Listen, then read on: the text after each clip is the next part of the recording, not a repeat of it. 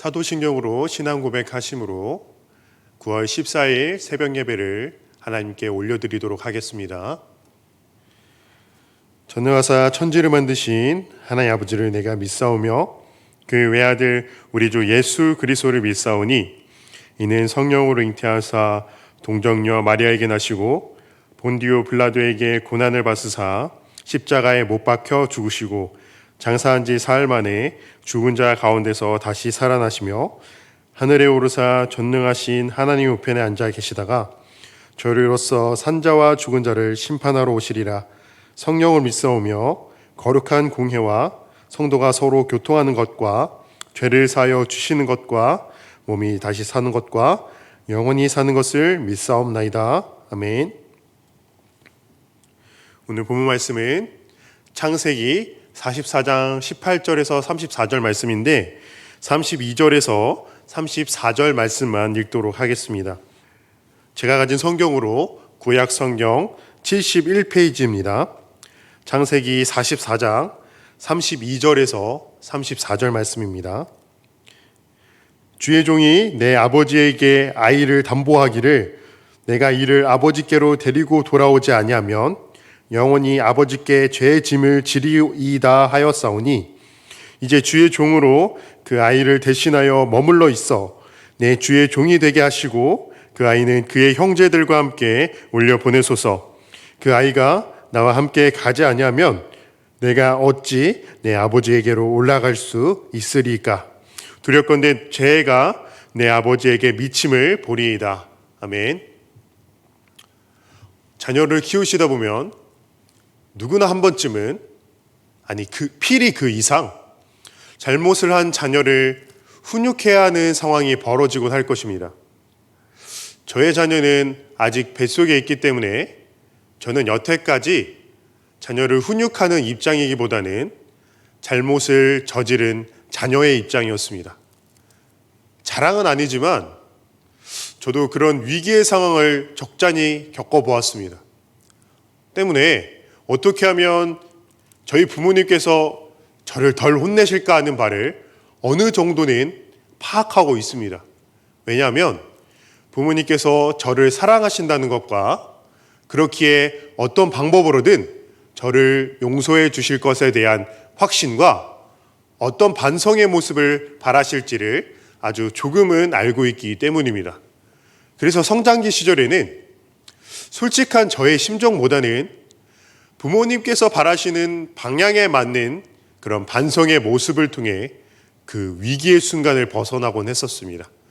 그런데 상대가 저희 부모님이 아니라 저의 목숨을 좌지우지할 수 있으며 더군다나 그 행동에 일관성이 없어서 무슨 생각을 하는지 짐작조차 되지 않는 사람이라면, 그리고 그 상황이 한 치 앞도 알 수 없을 만큼 절제절명의 상황이라면 그때는 계산해서 그 사람의 입맛에 맞추고자 하는 그런 대답을 할 수 있을까요? 아마 그런 때에는 제대로 된 계산조차 하지 못할 것입니다. 목숨이 걸려있는 상황에 섣부른 판단을 할 사람이 얼마나 있겠습니까?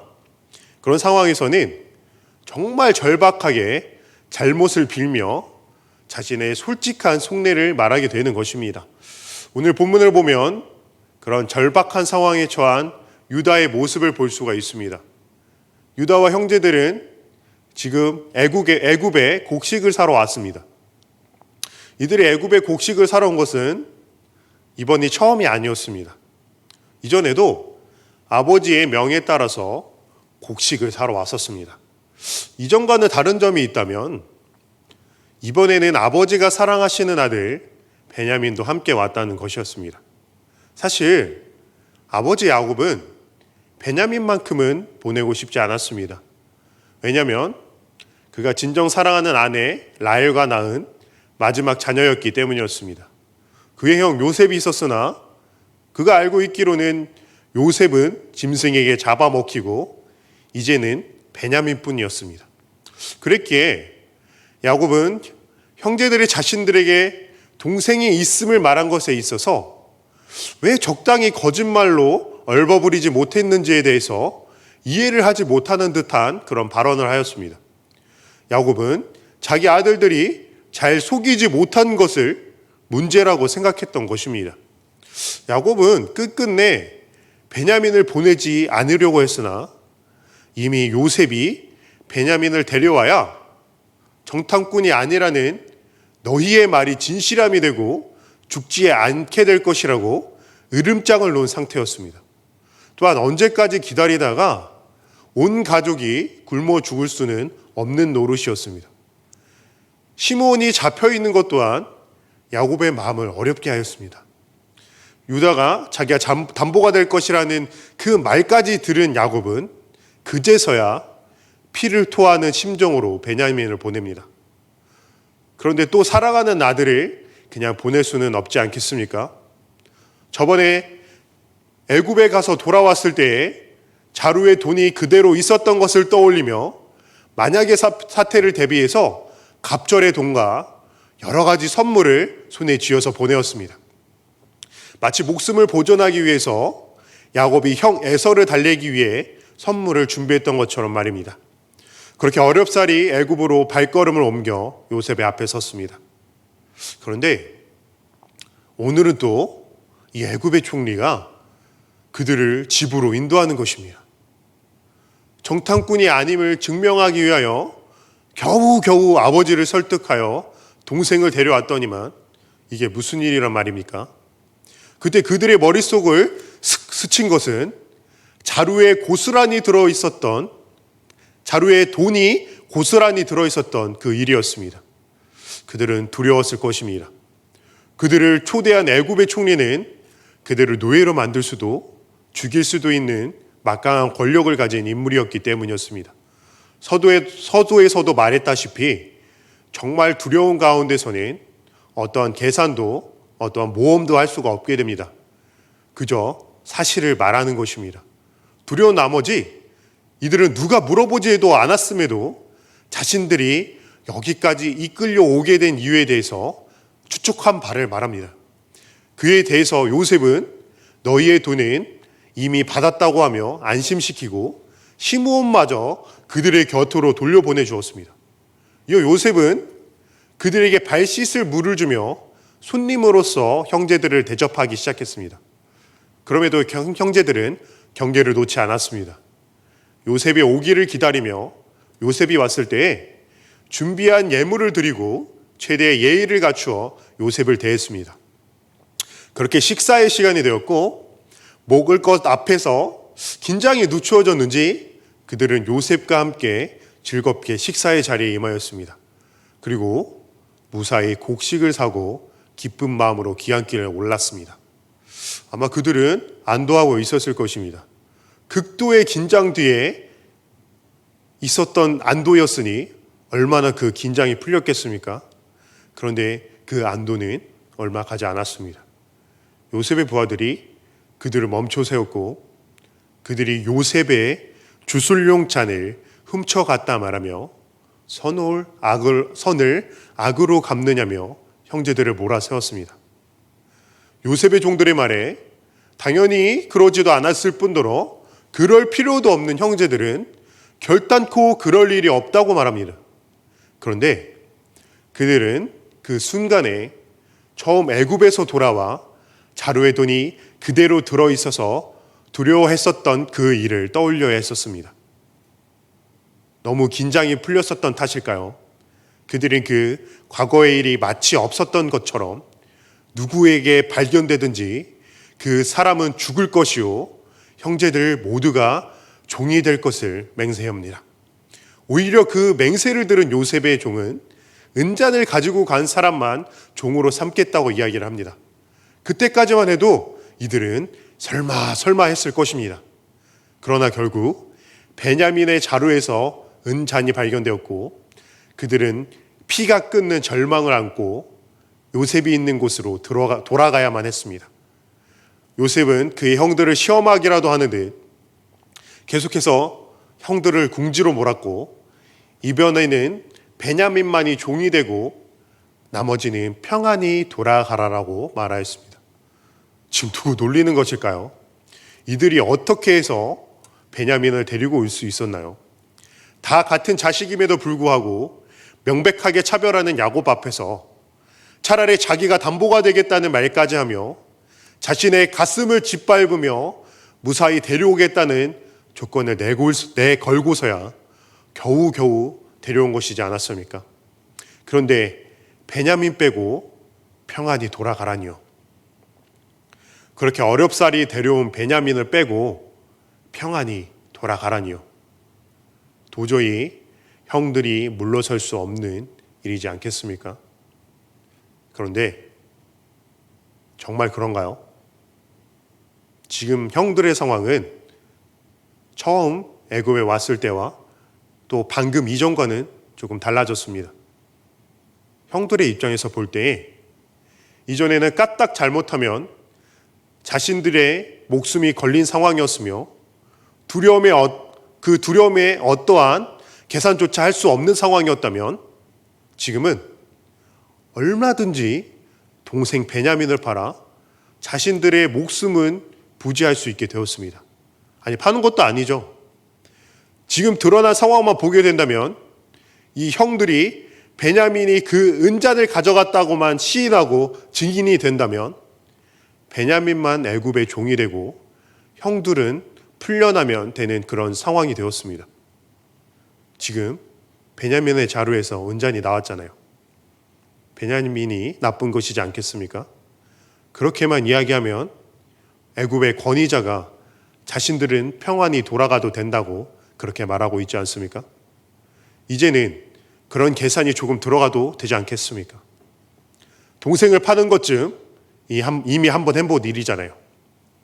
도둑질도 한 번이 어렵지 바늘 도둑이 소도둑이 된다고 두 번, 세 번 그렇게 어렵지 않은 일이잖아요. 그런데 평안히 가라고 말하는 요셉 앞에 유다의 태도가 이제까지와는 사뭇 달라 보입니다. 요셉을 팔자고 나서서 이야기하던 그가 이제는 어떠한 계산도 잔꾀도 부리지 않고 아버지와의 약속을 요셉에게 말하며 베냐민을 대신해서 부디 자신을 종으로 삼아줄 것을 말하고 있습니다. 자신을 애굽에 남게 하고 베냐민은 형들과 함께 돌아가게 해달라고 간청을 하고 있습니다.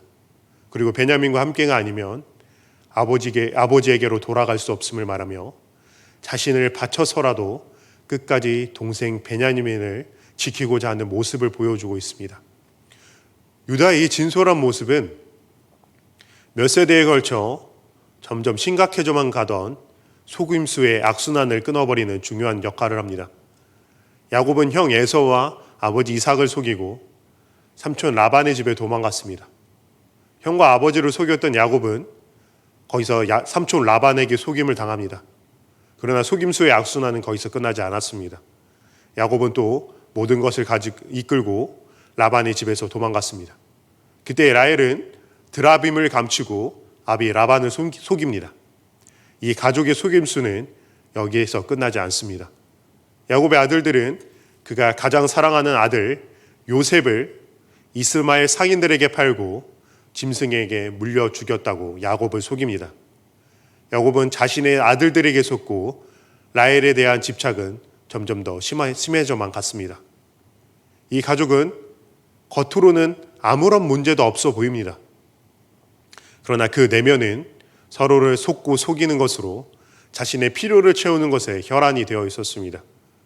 이 가족은 속임수로 분열되어 있었으며 그것은 점점 더 심각해져만 갔습니다. 그러나 오늘 유다의 이 진솔한 고백은 분열되었던 가족을 다시 결합하는 계기가 되었습니다. 변화된 유다의 자기 희생으로 인하여 이 가족은 다시 결합되었으며 야곱은 자기가 사랑하는 라헬의 아들들을 다시 보게 된 것입니다. 사랑하는 여러분, 과연 몇이나 되는 사람이 거짓말을 하지 않고 살아가겠습니까? 그러나 한 가지 명심해야 할 것은 한 번 거짓말을 하기 시작하면 그 거짓말을 덮기 위해 더 큰 거짓말을 해야 한다는 사실입니다. 우리는 수많은 이유로 거짓말을 하고 살아갑니다. 그러나 그 거짓말의 꼬리를 깰 수 있는 그 거짓말의 고리를 깰 수 있는 것은 한 번에 진솔함을 시작하는 것임을 잊지 않기를 소망합니다. 우리는 수많은 죄를 짓고 살아갑니다. 그러나 그 죄의 고리를 깰 수 있는 유일한 방법은 예수 그리스도의 사랑을 깨닫는 것입니다. 그 사랑 앞에서야 비로소 죄투성인 나의 모습이 보이며 감사와 회개가 시작되는 것입니다. 기도하겠습니다.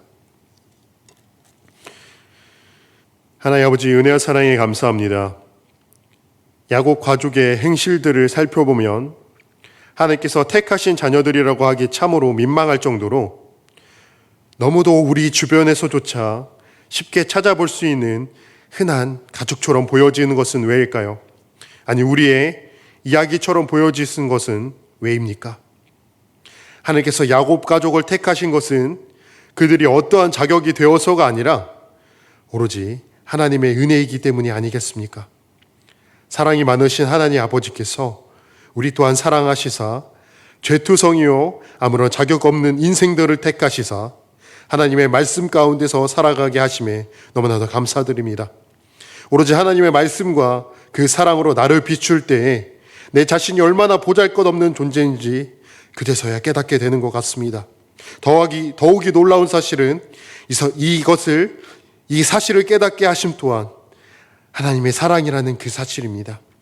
하나님의 은혜와 사랑 없이 아무것도 깨달을 수 없으며 아무것도 아닌 존재라는 것을 우리가 다시금 깨닫고 주님 앞에 기도로 나아가기를, 그렇게 나아가게 우리들을 인도하여 주시옵소서. 이번 한 주, 아니 오늘 하루 또한 죄인을 위하여 이 땅에 오신 예수 그리스도를 소망하며 그 구원의 사실에 감격하며 그것을 기뻐하는 그 특권을 잃지 않게 하여 주시옵소서. 이 모든 말씀 예수님의 이름으로 감사 기도 드리옵나이다. 아멘.